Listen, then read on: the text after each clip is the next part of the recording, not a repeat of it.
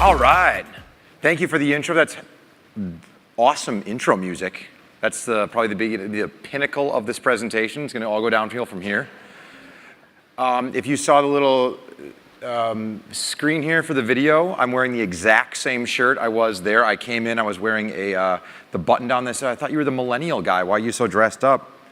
And it was that kind of party, so I had to go back and change into this. I'm in on Panama next year. 2019, 2020, Panama, I'm in. If the 3M jet could come by Milwaukee, pick me up on my way in, I'm good. So I know I'm between you guys and happy hour. I know from Wisconsin how vital that can be. But all this talk about Panama got me really excited to talk about my hometown, which is Milwaukee, Wisconsin. So I have here an ice cold Miller Lite. So you guys just sit there and think about this presentation for the next few minutes. Made and brewed in Milwaukee, Wisconsin, land of the Brewers, the Green Bay Packers. Where's the cheesehead? I heard a woo-hoo. What's your name? Oshkosh went to school there. Props. You, sir? Greendale in Milwaukee. All right, wonderful, wonderful. So if a fight breaks out. All right, thanks. Here's to you, cheeseheads. All right, millennials. Cool. Let's talk about them. We'll figure them out. Let me find out right now how many people here have millennial children. Millennials are born between 1980 and 2000. If you have kids in this age group, raise your hand. Beautiful. I see a lot of hands. Fantastic. All this problem at the workforce right now with millennials, your fault. You have created this. All right. So being a millennial, I'm sometimes the younger guy in the room, and the first slide is all about establishing credibility. So right here, this is me establishing credibility with you with a meme, because I know this is what you guys think of millennials. You have what we call an irrational sense of entitlement. It won't kill you, but it will cause you to believe that you deserve shit for doing nothing. You didn't have to clap. I'm here. Why do we care? Why do we care about millennials, right? Why is this all the talk right now? Here's why. Your future customers, your future workers. We've got 36 million millennials turning 30 over the next 8 years. Here's what that looks like in graph form, right? Here's the millennial generation, 92 million millennials. I know Generation X gets skipped over quite a bit because baby boomers been hogging the show for so long, okay? Now it's millennial time, and Generation X, unfortunately, is stuck in the middle. But if you look at this graph, it's a little weird. You can see here, they're actually using measurements smaller to measure Gen X. We get a longer time. We get 20 years between millennials than Gen X. So the data is actually a little bit skewed when you look at birth rates. So let's understand millennials. I was born in 1983. I'm one of the older millennials. I've got a little bit of gray hair. It's not coming in nicely, just like a little patch right here. That's all I have to show for. It's not like that nice Ashton Kutcher, evenly spread out. Here's me and my dad. I'm playing Atari. My dad's got the creepy 80s mustache. A lot of you guys went through that. We've all been there. All right, so when you look at the entire millennial generation, 1980 to 2000, that is a massive demographic, especially when you consider what technology has done. So here's the kids that are born in 2000, virtual reality joystick, right? They're going through life a little bit differently, but I didn't have life so easy. I lived in the country. I was working on wagon wheels when they broke, when oxen were trying to go across the river on our farm. I had a friend who actually died of dysentery on the Oregon Trail, which I played a lot as I was a younger kid on the PC. So let's look at the biggest impact of the millennial generation. When you think about us, women are the largest impact on this entire generation. When you look at us, you think, oh, you guys are getting married late, and you're having kids late, and you're just not interested in, no, that's not actually true. It's women are defining the workforce today. Women are prioritizing education. They're prioritizing work. And they are then willing to raise families a little bit later in life. And that has a massive effect on employers, employees, and the culture in general. So the rule is kind of the rule of 5. We are 5 years behind just the previous generation. That is massive. We're having babies 5 years later than our parents' generation, which is pretty astronomical when you think about it. Speaking of millennial women, think about this. Anybody think they have the answer to 83% of millennial women sleep with? Oh, sweet. Cell phones. I don't know why I've grabbed the flip phone. It's like she's a little older. All right, so when we're talking about women in the bedroom, we are, of course, talking about babies. We've got 16 million millennial moms today. And that number will obviously be continuing to grow. And when you think about that, all of the implications that we are now having a workforce that is the largest workforce in human history, who is tech advanced, coming through with babies, they have different demands. So now we're raising babies. Remember when I was young, I got like flashcards in the back of the car, sit on your hands, quit yelling at your brother. Now they just hand you a cell phone or an iPad and you get to watch SpongeBob and parenting becomes easier. Now give us 10 years, we'll see what the implications of that easier parenting look like. And of course, you want to go play in the grass, we're going to wrap you in bubble wrap.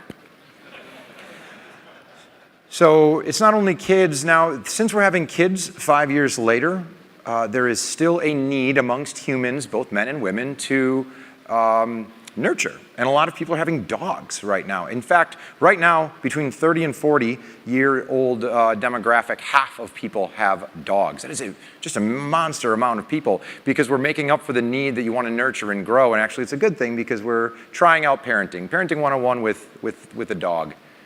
Better way to go about it. Also, we are the most diverse generation in history. When you think about most conferences that I attend, most people that are attending are white and male. I would know I am one, right? But the future is not going to look that way. We, millennials, we are the last generation when the white male is the predominant person in the community. So right now, we are the last generation when white men are going to be, white people will be over half of the population. The next generation, that will change. And it's going to change quick. And just think about your D&I, your diversity and inclusion, and all the factors you have when you're looking at the diversity of this industry, specifically logistics, and what we're going to have to do 10, 20, 30 years from now. And those changes have to be starting made today and tomorrow. So, also our generation is a little bit less trusting than other generations. Here's the graph. Here's millennials. We're just checking this out in 2007 when we started measuring us. But when you look at us, generally speaking, you'd say most people can be trusted or that can't be too careful in dealing with people, and millennials are very, very low in this. And I was showing this to my mom and my grandma, and they said, you guys need a Walter Cronkite in your generation. So I Googled Walter Cronkite. And apparently back when there were 3 TV channels, that guy was the man, and anything he said, you could trust him. So I know what you guys think of us. For those that aren't millennials in the room, I know when a millennial comes into the boardroom, the thoughts that go through your head. And I can only tell a story as a millennial the best way I can through memes. So here we go. You think we are lazy. We're living at home, always on the phone. We're narcissistic. We're leeching off of our parents. We're festooned in trophies. I don't even know what festooned means, but it's probably we have a lot of trophies. And of course here, welcome to life. That participation trophy you would get as a kid, it doesn't work here. Thanks, Dad. Someday, when you grow up to become a millennial, you'll be lazy, entitled, and good with the internets. Pretty fair? And of course, a meeting at 9:30 a.m., that's when I look at pictures of cats on the internet. I can't possibly be there. Millennials get a bad rap. We're always accused of killing things. We've killed Applebee's. We've killed cereal, apparently, because some study said that we're too lazy to clean out the bowls. We're killing Mayo. We're killing starter homes because you guys won't move out of your home. So we're forced to stay in our apartments. We've apparently killed Hooters, and we've killed crappy beer. You're welcome. Get yourself a Miller Lite. It's good for you. And of course, we've also killed divorces. Divorces are down 17% since 2008. Millennials are getting married later. We're no longer getting married at the age of 21, 22, right out of college or high school, and things are lasting a little bit longer. Now, also factor in we have an amazing economy. We're removing money sometimes from the equation. And also, we're adding a lot to civilization in that avocado toast. We're bringing that to you guys. You're welcome. People always say, why are millennials so obsessed with food? Brian says, we need it to live. Next question. Thanks, Brian. Now, it goes both ways. Now, what we think of older generations, right? My parents who groomed us. Of course, we're going to go in memes again. Raised a millennial generation, calls them self-entitled assholes. Here's my dad, straight out of college. College job pays his tuition. Tuition was a total of $400. Let's look at the tuition rate over the years. It is growing exponentially. And at a time when the college four-year tuition is being less useful in the workforce, it's a dime a dozen, doesn't guarantee you the job, they're becoming less prevalent, so we have to rethink our education system. When you actually look at the hours minimum wage needed to pay for years of public college, boomers, when they were graduating, was 440 hours. Millennials, right now, 3,640 hours at minimum wage to pay off a college tuition. Doesn't seem fair. Walked into his job straight out of college, expects all applicants to have 5 years experience. I've heard that before. Here's my favorite, because I've got to do one of these. Walks into well-paying jobs out of high school, creates the unpaid internship. What is that? What is the unpaid internship? Thanks, guys. While we're propping you up, you say millennials are so entitled. Liam says, well, because I don't see 20-somethings screaming for the manager because their coupon expired a month ago, Janet. You have to go ahead and agree with him. But what if I told you this has been said about every generation ever? We had to get the matrix on here just to prove our point. So this might sound familiar. The now generation has become the me generation. Sounds like something that could have been written just today. New York Times, 1976. That was written about many people in this room at their formative years right out of college, right? Einstein, brilliant mind. The child will never amount to anything. Einstein's grandpa said that. Hey, actually didn't. I just made that slide up, but I wanted to prove the point for you guys, for this audience. Looks very official when you put the little line in front of Einstein's grandpa. So it's been said about every generation ever, right? And the generation after us, these guys are useless. They're on their iPhones all the time and their iPads. But it's been continuous. Right now, the unique difference right now is technology. Technology creates a gap in between generations that has never been measured, and it won't be for at least 15, 20 years until we understand what the differences will all make, right? So my grandma, I can call her. And that's about it. She doesn't text, she doesn't tweet, she's not on Facebook, she's not on Instagram to see what's going on in my life. There is a technology barrier, and we will continue to see this. My children will be on 15 different types of social media, probably on VR, and I won't see that coming, and there's always going to be a disconnect thanks to technology. Technology is also an opportunity to connect us.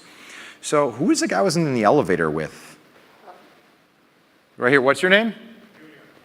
Julia. Great to meet you. As I met him in the elevator, he's like, oh, you're the millennial guy. You guys. Cool. Well, everybody was young once, right? Let's think about the boomers. One of these people in this room is probably on this bus, maybe driving the bus, maybe sleeping in the back of the bus, right? Everybody was young once, right? This is the boomer generation. 80 babies don't get out. They created, crappy hairband music. Thanks for introducing cocaine to the world, 80s, get out of here. But you want to know who the real jerks are, the real whippersnappers? It's the next generation, the Generation Z, I generation, right? It's the generation born after 2000. These kids are useless, right? Do you remember a time? They're going to be entitled. They've never done manual labor. They've never read a note card. They're always on their iPhones. You remember a time in life when putting soap in your mouth was punishments? Now these kids are eating Tide Pods. We got Tide Pod Hot Pockets. We've got Tide Pod cereal. Let's throw some bleach in there. I'm totally kidding. Totally kidding. Fun though.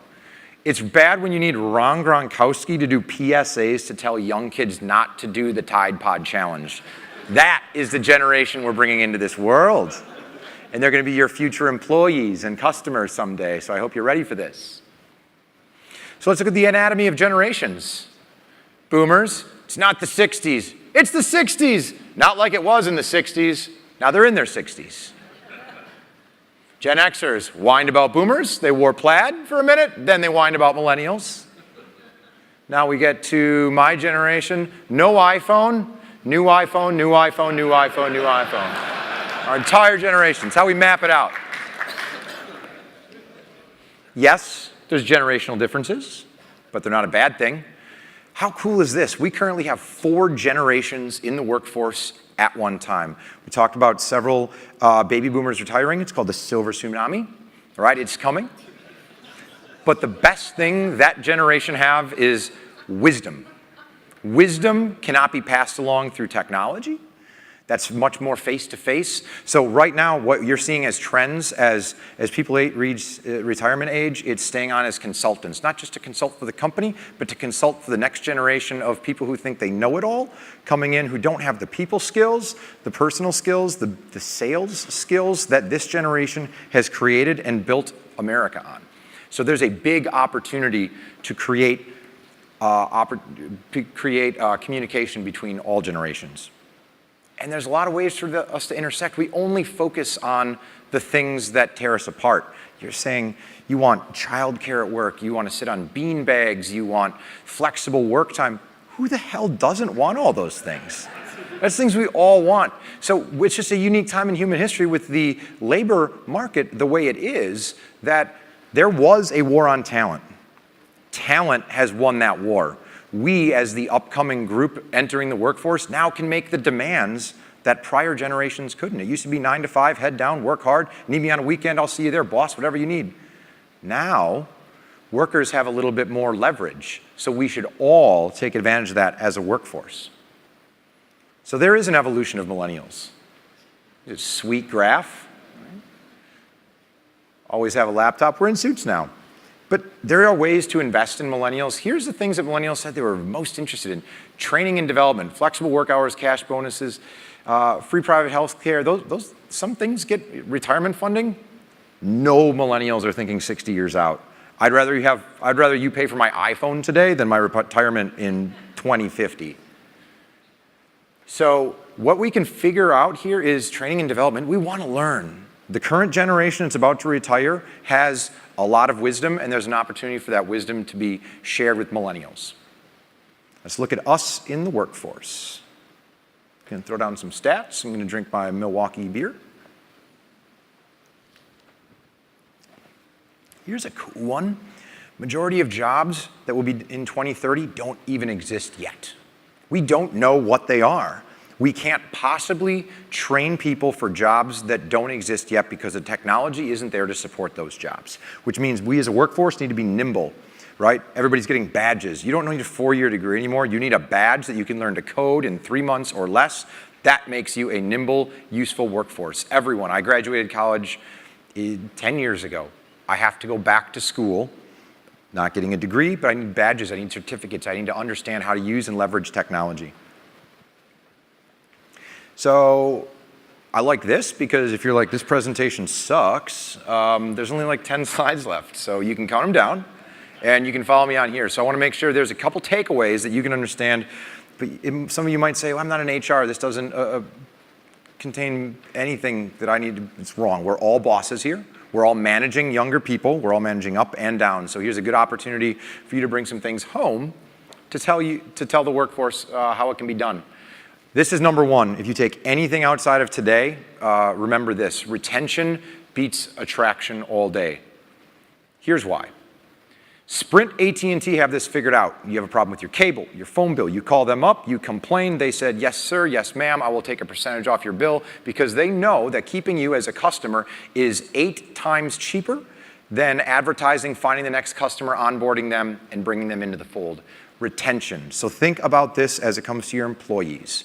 Your current employees, you must make them happy because you've already trained them. They understand your culture, the lifestyle. They're already acclimated to the work environment that you've created for them, right?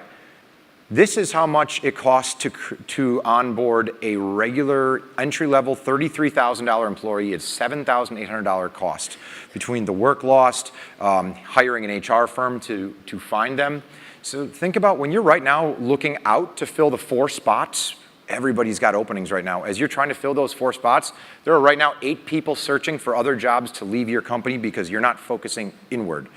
It's like a bucket with holes in it, and you're just focusing on pouring water into it rather than plugging the holes. You have to figure out the work culture. You have to make sure your employees are happy employees.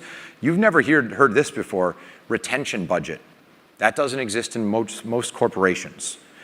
Everyone has an attraction budget. We're going to spend X amount to find a new employee. How much are you going to spend to keep the current employee you have happy?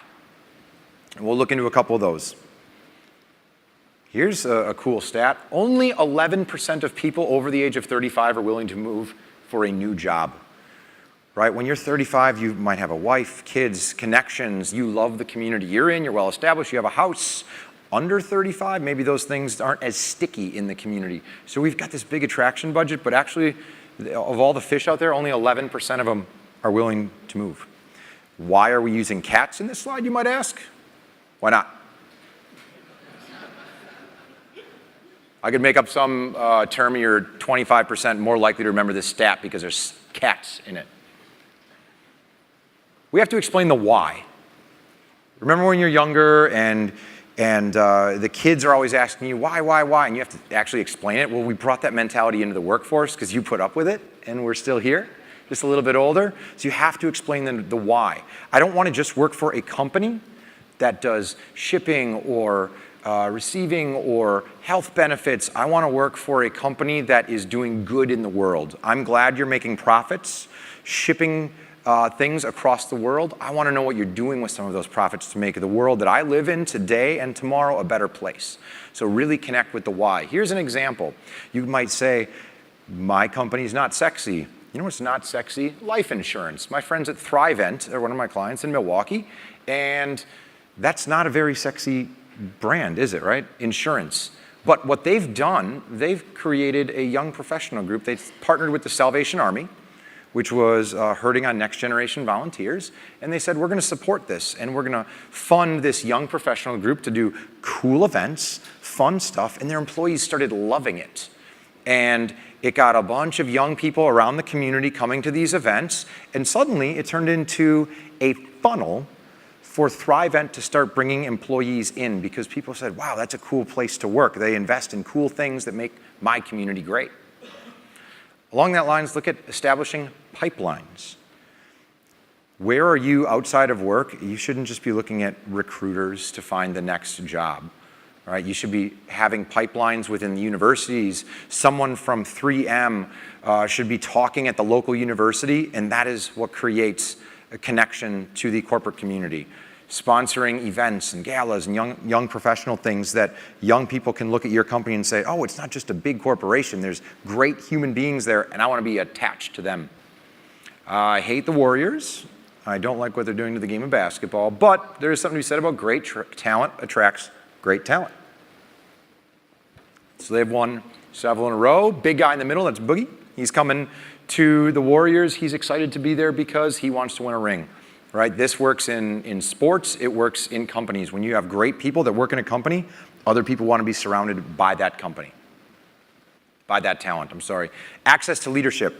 This is huge. This is huge. Young people, often you put them in cubes, you put them in the center and the executive offices are on the outside, and they can't see themselves being at the company for long because they don't have access to the leaders of that current company.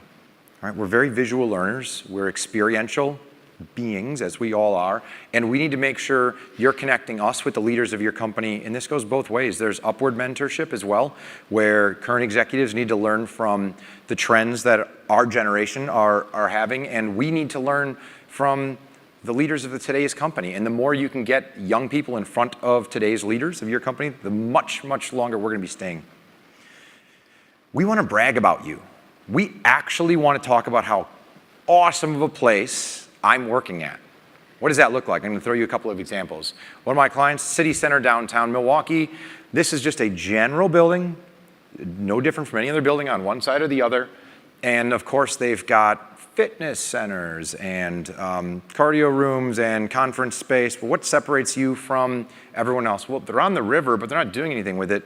So we decided, what if we got you guys a pontoon boat, called it conference room number 3, and everyone who was a tenant of your building could use it. All of a sudden, there's people that are working in this building bragging about, I get to use the pontoon boat. It's pretty cool. It's pretty cool. All right, we got another pontoon boat. I don't know where you guys work, but I hope it's on the river. Barges, I'm in. Can we take that through Panama? Let's do this. So just, no one's bragging about their 401k, right? I got great life insurance. No, it's not what you're doing at the bar. But at the bar, you're gonna say, you guys wanna take the boat out? It's pretty cool. And all of a sudden, you're bringing new employees, new tenants in to check out your space and your new amenities. Here's what else that looks like. Free drinks, I don't mean beer. This means for young people, they need Red Bull and Gatorade and kombucha, whatever this mushroom tea is. Just give it to them for free. It's such an easy thing, but you're gonna watch their Instagram light up because they're telling all their friends that work supplies them these simple free things. It's such an easy thing to do, but HR has to start looking at what these are. Here's a fun one of our clients did. It was a blue collar work job. They're trying to keep people in the area for roughly $15 an hour doing really hard labor, and they found out all these people liked football. I'm hearing a lot of accents. I talked to a couple people in the elevators. It sounds like there's a lot of people from Europe here, so I love NFL Sunday Ticket. Right? It's about $50 a year and you get all the NFL games. You can get European League Pass, whatever it is, right? Give something to your employees that when they're sitting at home, they're reminded of how awesome you are. And if they leave your company, NFL Sunday Ticket leaves, right? Make sure they're thinking about you at home. And then they bring over their friends to watch NFL Sunday Ticket or League Pass. And they're telling them how awesome you are as an employer that you're providing these things.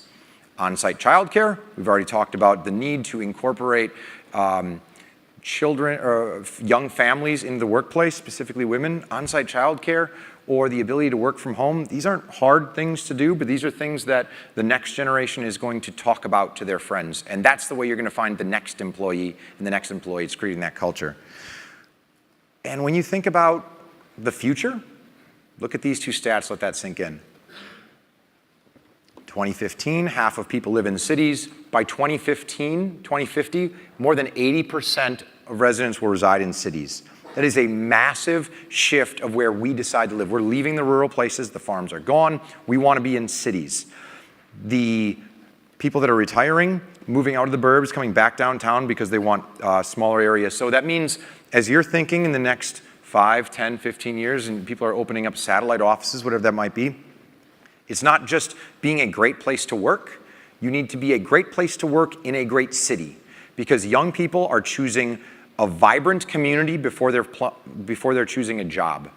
We're choosing a vibrant community before we're choosing a job.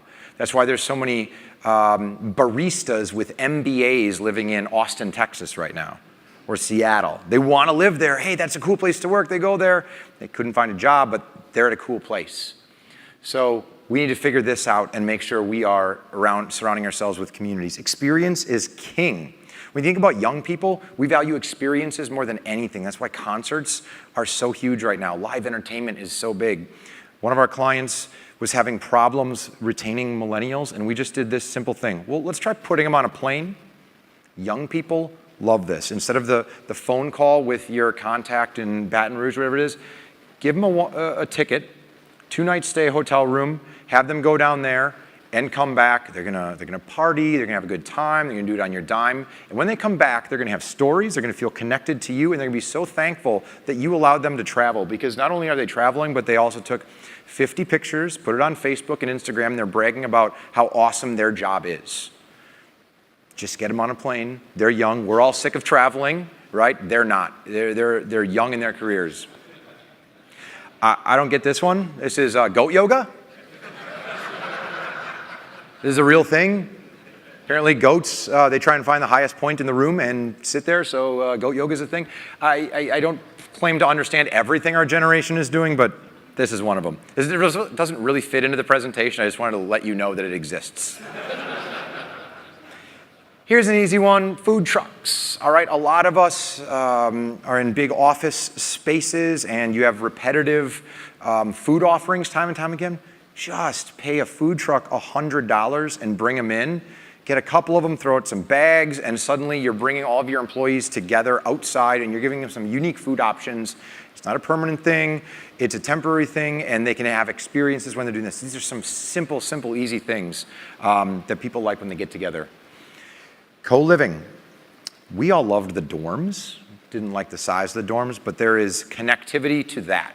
And right now, many people are trying to hire several young people at a time for their company. They have many jobs to fill. And if you can take care of their housing needs for them as well, or at least bring them into the housing needs, and here's what that does. All right, you're surrounding young people who all work together in the same company with one another. They're developing relationships and friendships, and they're developing a culture together. It makes it just as like it's hard for a 35-year-old to leave a city, it's hard for a young person who loves their coworkers to leave a job. You're creating stickiness here. You're creating relationships. This is an upcoming trend among Silicon Valley. It's starting to make its way to the Midwest. We've got these popping up in Milwaukee. Simple one, dress code. I'm not a fan of the suit, so I had to throw on the t-shirt and the chucks, and I'm feeling pretty good up here. If your company doesn't have a lax dress code, at least sometimes for employees, you might want to rethink this because these are just some simple things that go a long way. Open, fun workspace. Cubes are gone. Young people want to be in a fun atmosphere with TVs, and ability to collaborate and co-work in environments. So in the next office move, and the next time you're redesigning something, really think about this and take into consideration the space, because we want to feel like we're part of the community when we're at work. Throwing another meme for you here. A boomer says, millennials want open office spaces. Millennials says, no, we want to be compensated for our labor. Boomer says, no, you want beanbag chairs. We feel that quite a bit, right? So make sure you think about your employees, what keeps them there, what makes us sticky to your corporation. So if I'm about to be done, we're going to open it up for Q&A. By the way, when I say Q&A, what a question I don't want is, Ian, I've got a 25-year-old kid living in my basement. What recommendation do you have? I don't want that. By the way, that's no longer your kid, that's now your roommate. Treat them as such. But if I'm leaving you with anything, I want you to know this. Tonight, you're going to be at dinner. It goes, I believe, 6 to 9-ish. At 8 p.m., the soon-to-be world champion Milwaukee Brewers are playing at 8 p.m. tonight. So if you guys aren't a fan of baseball, you've now got a team to root for. So I'll be available right now for some Q&A. I'll be joining you guys for dinner at Q&A. The dinner, I'm not free, though. I charge drinks. So we'll be making friends tonight. So if you have any questions, not related to roommates in your basement, along millennials, now is the time. And I know my Green Bay folks over here, in case we fight. Thanks.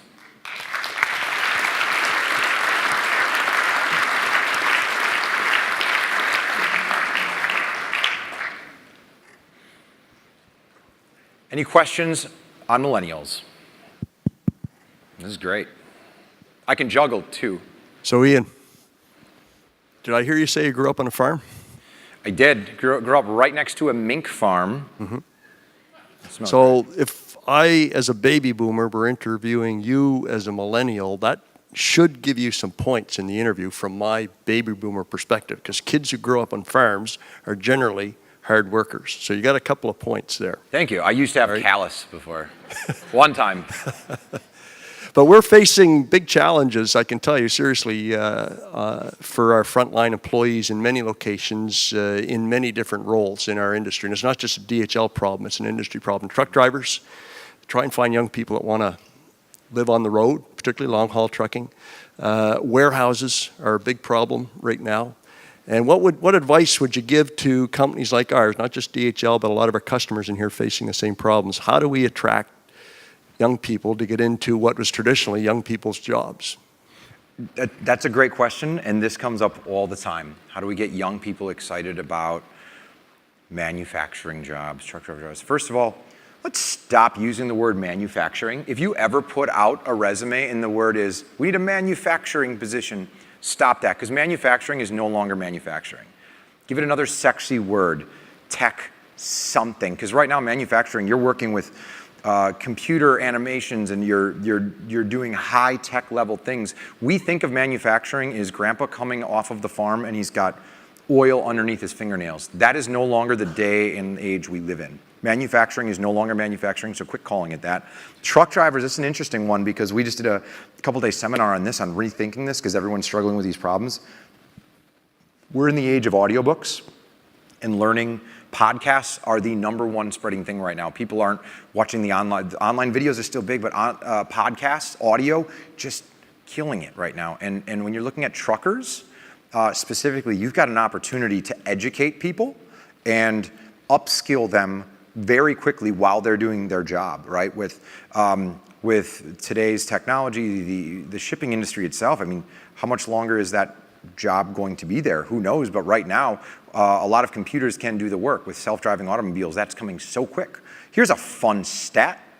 Today's 6-year-old may never have a driver's license. Think of what 16 meant to you and I. When we were 16, that day you were getting your driver's license, and then you failed because you went through an uncontrolled intersection, and you were doing it again in a month. There are uncontrolled intersections. I've never been through one, but that's why I failed mine. But 16 in 1 month, I got my driver's license. Today's 6-year-old, in 10 years, automated vehicles will be catching up in that they might not need it. Even today's kids can just Uber where they need to be. So that mobility that you and I needed isn't as prevalent. So truck drivers, that's such an interesting one because I think there's such an opportunity there for advanced learning and education because of the advancements made in audio learning. Any other questions? Yeah, there's one for me from the back. Do it. Hey, Ian. Feedback for me, because I'm not a millennial, comes in the form of sitting down with my boss in a very formal manner. Will bosses of the future be sending their feedback by tweet? Maybe. I hope Twitter just dies. That's the one social media I could never get behind. Here's what millennials like on when looking at performance reviews. Previous generations, every 3 months, 6 months, we'd get together for a performance review. That is going away. We like immediate gratification. If we did something good, we'd like to be told we did something good. Don't have to wait till the performance review to do it. You don't actually have to give us the performance review. It's a very formal thing that can stay, but millennials want instant gratification. It's one of the challenges of our generation. I struggle with this sometimes at the employees we have in our office, but I think the performance review may still be necessary, but always keep in mind when an employee is doing something good or bad, correct them on that immediately, give them positive or negative feedback. We can take it, actually. People are always thinking millennials can't take the feedback. Actually, they want to learn, they want to grow. It is a generation of immediate problem solvers. When we don't know the answer, we can Google it, we'll figure it out, we'll get there together and kind of immediately. So we don't need to wait on it, just work on instant feedback. So fantastic question, and no, I hope I never get a performance review via tweet. That'd be spectacular. All right. Well, sounds like I'm keeping another question over here. Hello. Hi, Ian. Hello. So I'm curious, just how exactly do you become a millennial thought leader? Sounds like a BS made up title to me, doesn't it? I wrote it on a business card one time and it kind of stuck. Now I get to drink beer on stage in front of you guys. How cool is that? When I moved to Milwaukee, Milwaukee is full, it's a beautiful city, but it's a lot of people that have never left Milwaukee. It's not exactly a place for expats to be. I started up a networking group when it was really just let's get beers and hire musicians, and I hate networking. I think we all generally hate networking, but we want to hang out with great people. And we started launching these events, and hundreds came, then thousands came, then they suddenly realized there is a need for this in Milwaukee. We created a company around that. The city took notice. They said, oh, these young people, they probably vote. We should get involved. The county took notice. Eventually, the state took notice. So we used the platform we created with Milwaukee. Milwaukee, it's the new generation, right? And then the state liked what we were doing, so they hired us to take what we were doing in Milwaukee and bring it to all the communities in the state of Wisconsin. Because every state, regardless of size, is struggling with talent. No one has talent figured out. New York, San Francisco, Austin, everybody has their own unique talent issues. So we created that, sold that a couple years ago. Then we noticed here's a big issue is wisdom. There are a lot of executives retiring today, and when they retire, the wisdom goes with them. How do we create something, because millennials are no longer joining the athletic club, right? The golf club. All these clubs that my grandpa's grandpa created no longer are relevant to our generation. But what we're missing when we miss those physical buildings for minds to come together and generations to have discussion is we're missing that piece where those intersections can occur. We call them collisions. So when those collisions don't occur, that means we're missing out on mind share within communities. So we created another group essentially called Hoan. It's now in 2 cities and growing, and this is one person between the age of 30 and 50 in every company who is joining this group, and we do experiential events around communities where we connect young people to today's thought leaders, tomorrow's leaders to today's leaders. So what I do is experimenting with ways to connect young people to opportunities, to jobs. And what I love personally is, how do I get people to Milwaukee? How do I get them to my city? And that passion has kind of played into a variety of other things. Now we have a national consulting platform where I work with companies on how to attract and retain their employees. So if that is a BS roundabout answer, I hope that it worked for you. Hi, Ian. In your eyes, what's the biggest difference between the Generation X and the Millennials? If you could choose or pick one word or one type of behavior, what would that be? Age. Yeah, besides age, of course. Damn. Next question. That was a good one. To be honest, we focus so much on difference. The biggest difference is technology. The biggest difference is technology and experiences. So a lot of people, Vietnam War, did you experience it? Did you not? The Cold War. For me, it was 9/11. Those are the experiences that is going to define and separate my generation from the next. Remember what it was like in airports to just roll through, and all of a sudden now it's not. And those experiences define your lives.